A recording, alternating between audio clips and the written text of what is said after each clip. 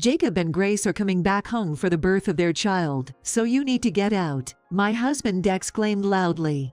"Get out, me?" I asked in return, to which he nodded with a smile. "I've always thought things would go smoothly if it weren't for you. I've hated people who always insist they're right, like you. There are plenty of other women out there. Despite the years we've spent together, there's no obligation to continue doing so." It was my husband who made this bold statement. Whatever difficulties he may face in the future, it's no longer my concern. He might think I'll forget about it by sleeping it off, but I won't let it end like that this time. He should take responsibility for his words. I am Charlotte Clark, 55 years old. Currently, I live with my husband, William, who is 60 years old, 5 years older than me. He recently retired. He seemed happy, saying, "I'll enjoy my retirement, taking up fishing as a hobby." On the other hand, I run a small apparel company, which thankfully brings in a decent profit. Being able to afford a high-rent apartment is thanks to this job. William has been supportive, which was a great help, but he changed after his retirement. First, his daily routine changed. With no work to go to, he started spending more days at home, leading to a more relaxed lifestyle. He would watch TV late into the night or sleep past noon. That's fine if it only happens occasionally, but it becomes a concern when it happens for several days in a row. When I suggested, "You're not young anymore, maybe you shouldn't disrupt your routine," he wouldn't listen. Instead, he'd get angry, saying, "I've worked hard all my life, let me do as I please. Don't tell me what to do." What's worse, he became idle. William had few friends, and his only hobby was fishing alone. So, he seemed bored after retiring. That's when he started nitpicking my household chores. To be honest, I'm not great at household chores. Being busy with work, I rely heavily on the latest home appliances. Cleaning is done by a robotic vacuum, and cooking is handled by electronic gadgets. But William didn't like that. A robot can't clean every nook and cranny properly. "It's better to do it by hand," he would say, forcing me to do things the old-fashioned way. At times, he would criticize the dinner I prepared. "You should cook with care, tasting as you go. It's not the same when made with the gadgets." He never cared before, but now he started imposing his preferences on me. At his worst, he'd say, "Don't always look for the easy way out, you lazy housewife." If I had more time, I might consider his demands a bit more. But I'm too busy with work to have any spare time.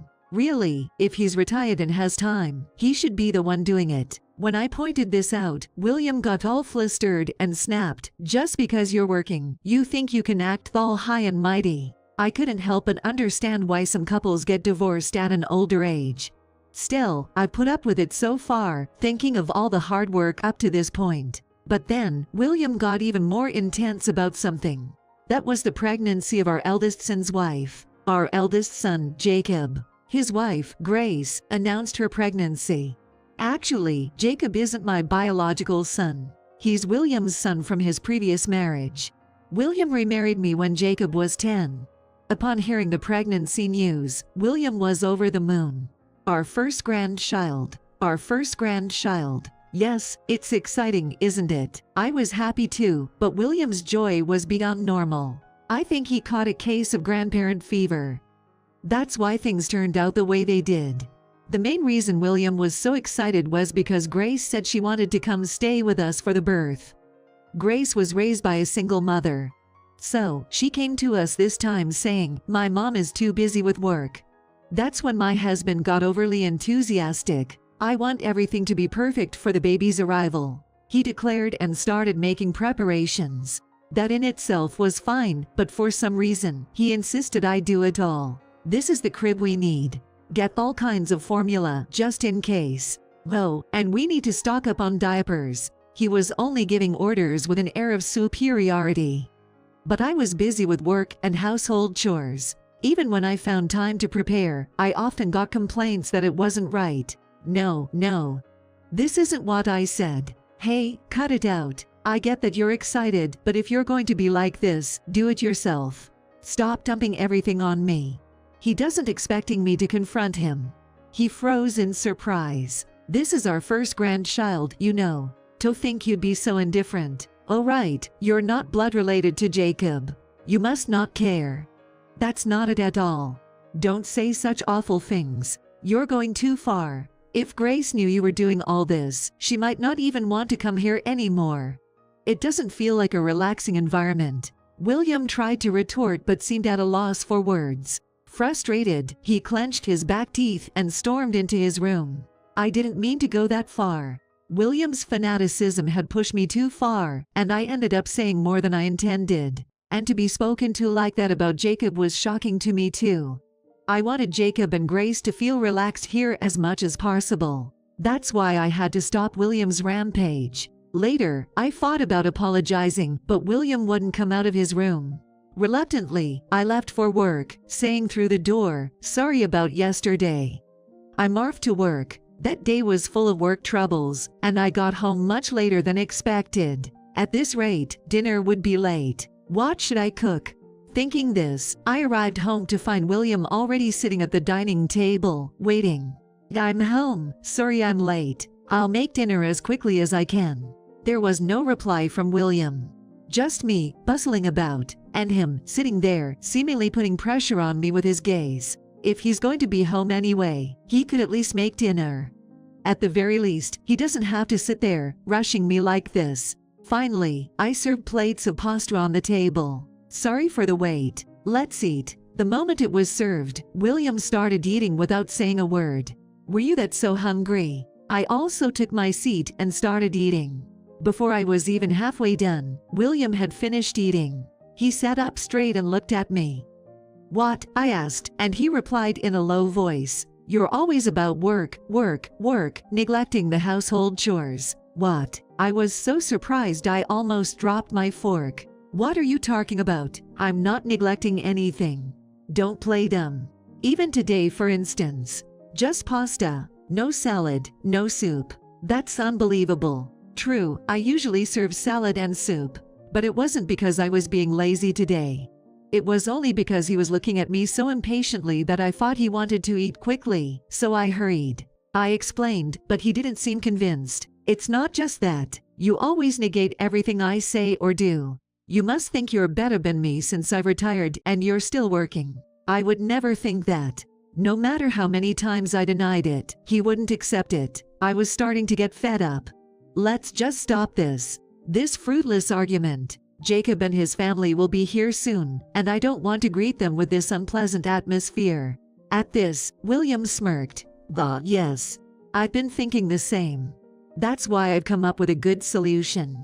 "A good solution?" As I tilted my head, William said loudly, "Jacob and Grace are coming back for the birth of their baby, so you need to get out." "What?" I couldn't believe he was serious, but he didn't seem to be joking. "Get out, me." When I asked again, he nodded with a smile. "I've always thought things would be fine without you. I've always hated people who act all high and mighty with their so-called logic. There are plenty of other women out there." It was shocking. To think that after decades of marriage, he would say something like this. William seemed to get carried away, his mouth running non-stop. He couldn't stop venting his frustrations at me. "First of all, you lack respect for me as the head of the household. Always complaining, when you should just be quiet and listen. Complaining, I respect your wishes as much as I can within reason. But you're the one coming up with impossible demands. Anyway, enough. That tone of voice, acting all superior. Just be quiet and leave. I don't even want to see your face." William slammed the table. It was clear that nothing I said would make a difference now. I replied, "Understood," and went back to my room. The next morning, as soon as it was day, I called the moving company. After being told to leave like that, I wasn't going to stick around.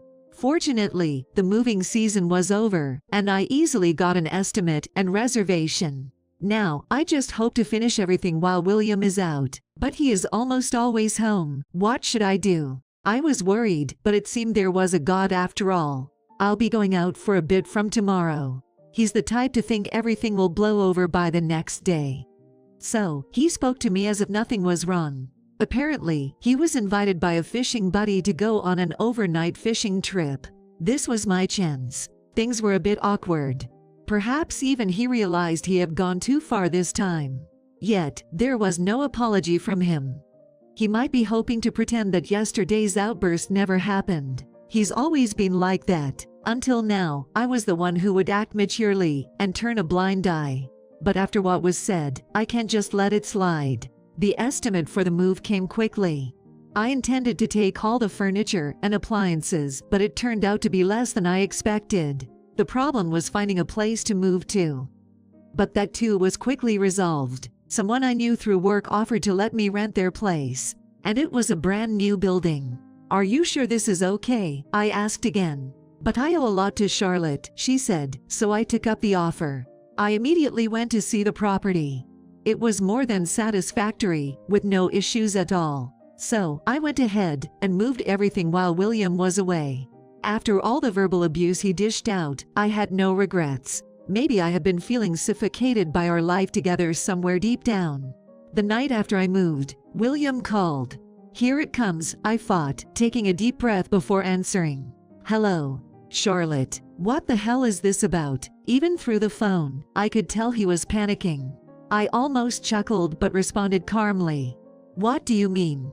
The house. It's completely empty. What's going on?" "No.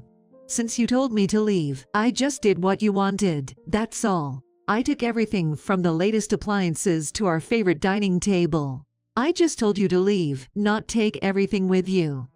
"That's crazy." "What? Leaving it would be crazy. I bought all of that with my own money. You always said you didn't need any of it and didn't contribute a single penny." William fell silent but then said begrudgingly, "Well, fine. Jacob and Grace are coming over tomorrow. I'll go get some furniture."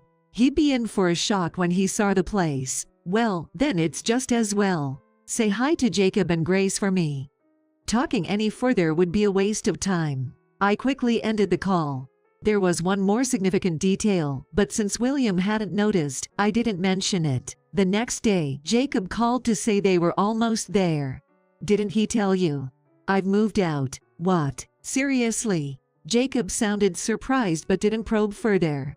Instead, I could sense joy rather than shock in his voice. "So, you're not there anymore. We can do whatever we want then. You're not coming back, right?" "That's right." I had always sensed it, but it was clear now that Jacob found me annoying. He wasn't pampered by me because he was a stepchild, and that seemed to have bothered him. "Other women are much nicer," he once said to me as a child. I had thought I was raising him with love so he wouldn't face difficulties in the future. Well, it's better this way. We don't have to walk on eggshells around each other.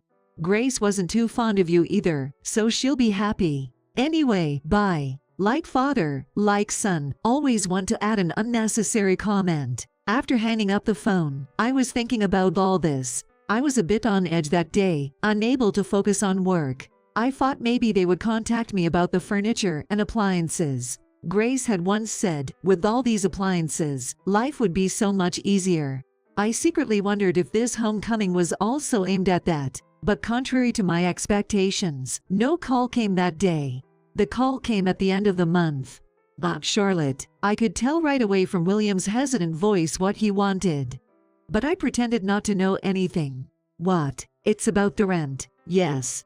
What about it? He was too self-conscious to come right out and say it, but he wanted to remind me about the rent. The rent for the apartment we lived in was $1,700, all of which I had been paying. William, now retired, couldn't possibly afford it. He could use his pension for a while, but eventually, it would run out. Since he called, he might as well have just said it. William mumbled and fumbled for words. He was so reluctant to say it that I had to ask for him. What? You're not going to ask me to pay the rent for an apartment I don't even live in, are you?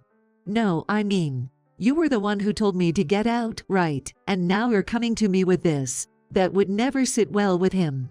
As expected, he changed the subject. Is everything okay with you?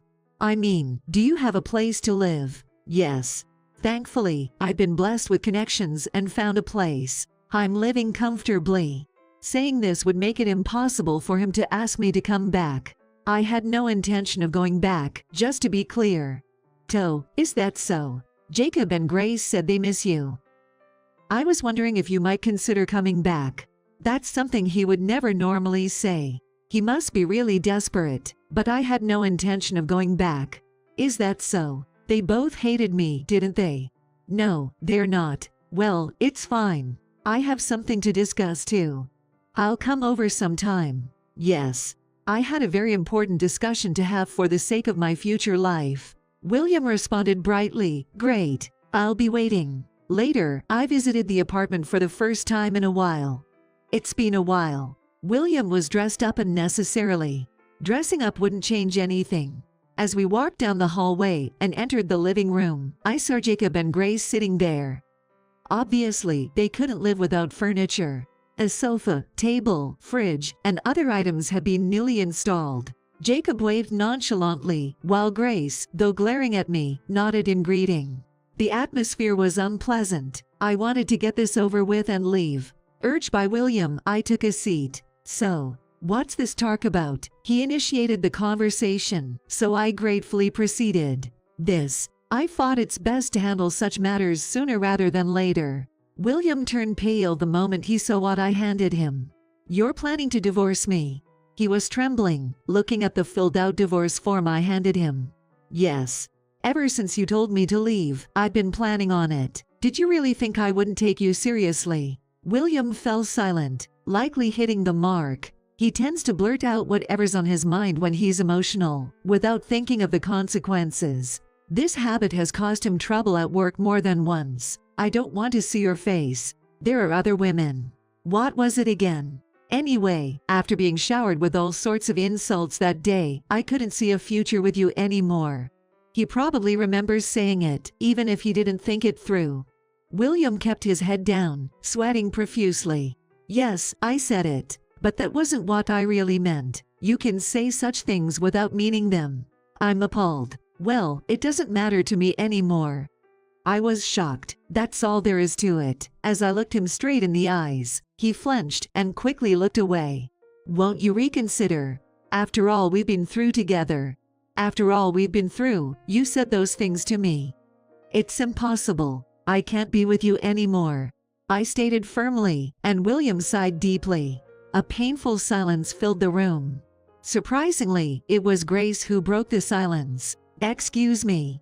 I'm the one who's been inconvenienced the most here. I turned towards Grace, tilting my head as she glared at me with venom. What do you mean? I thought this place would be perfect with Charlotte here, a clean house, and all the latest appliances. I came here expecting to be taken care of. And now, I'm caught up in this marital strife. It's a huge inconvenience. Grace sighed even louder than William had earlier. Essentially, she was upset because her expectations of being pampered like a princess were not met. A complete misunderstanding. If she's unhappy, she can leave, go back to her parents' house, or anywhere else. Staying here is her choice. When I conveyed this, Grace's face turned red with anger. What's with that attitude? After I came all this way. I never asked you to come. Grace looked like she was about to scream. She was huffing with frustration. That's ridiculous. I was looking forward to this. I can't believe it turned out like this. Eventually, Grace burst into tears, with Jacob trying to console her. But this gave me some understanding. William's overenthusiasm for his grandchild was probably fueled by Grace's expectations. Flattered and pampered, he got carried away. But that doesn't change anything. Grace is inconsolable, and William is still sweating and frozen. Staying here is pointless. There's no point in staying any longer. Let's handle the divorce through a lawyer. The moment I stood up, Jacob shouted, "Are you running away? Leaving without taking responsibility? Stirring things up and then just leaving?" I was stunned by the sheer unreasonableness. It was the epitome of blaming the victim. I approached Jacob and stood beside him. Since he was sitting close to Grace, I naturally looked down at him. What? How old do you think you are? Huh? I'm 35. I took a deep breath and glared at Jacob sharply. So, what responsibility do you think I have? The responsibility to take care of a 35-year-old boy and his wife, or perhaps the duty to care for a 60-year-old husband. Jacob's eyes widened, and he was speechless. I couldn't stop myself. All of you are not children. Enough is enough. Who stirred things up? You trampled over my goodwill as if it were a stepping stone. You can't expect me to smile and nod forever. Please calm down. Don't act like a child now. I had shouted so much that I was out of breath. I took a deep breath to steady myself. At least, Jacob, I always cared for you, as if you were my own child. But if that didn't come across, then that's my fault. Jacob started to say something but then fell silent. I quickly grabbed my belongings and left the room swiftly. No one followed me anymore. After that, William agreed to the divorce. There were no demands for alimony from either side. He said he couldn't afford the apartment's rent, so he was going to move. William, who never did any housework, would find living alone challenging. In a letter handed over by the lawyer, written in the familiar handwriting of William, said, "Thank you for everything." He was downhearted after I refused his attempts at reconciliation. Jacob and Grace decided to return to Grace's parents' house. Grace was reluctant, but Jacob persuaded her. Once after the divorce, Jacob called me. "I'm sorry for everything. I'll try to be a parent like you," he said, sounding embarrassed. Perhaps Jacob wasn't as resentful as I thought. Maybe he just couldn't express himself. I ended up buying the new apartment I was renting, and still live there today. Work is going well. I was a bit tired right after the divorce, but now I feel refreshed. Being free from the responsibility of taking care of anyone is quite liberating. I don't know how many years I can continue working, but I intend to do my best. Of course, I'll enjoy my personal life as well. And in my heart, I quietly wish for Jacob's happiness.